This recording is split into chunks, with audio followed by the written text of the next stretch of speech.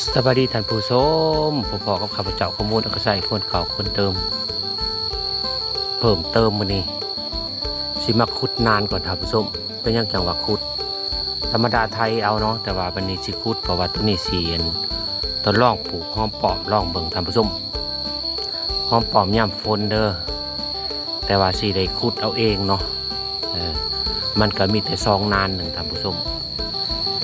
ก็สิขอเฮ็ดไปเพื่อเกินการออกกำลังกายนำท่านผู้ชมออกกำลังกายยามมื้อเช้าเด้อท่านผู้ชมมาเพื่อออก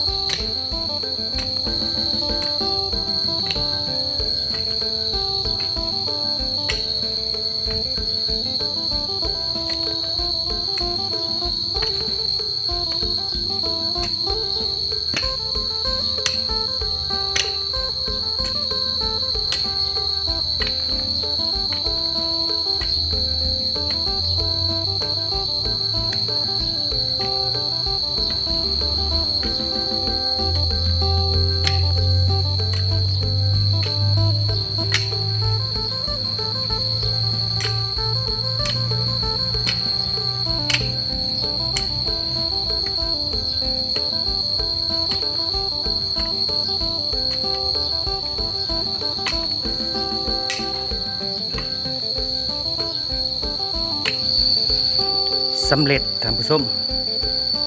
ได้นานหนึ่งขุดออกกำลังกายตอนเสาๆเด้ยังนานนี้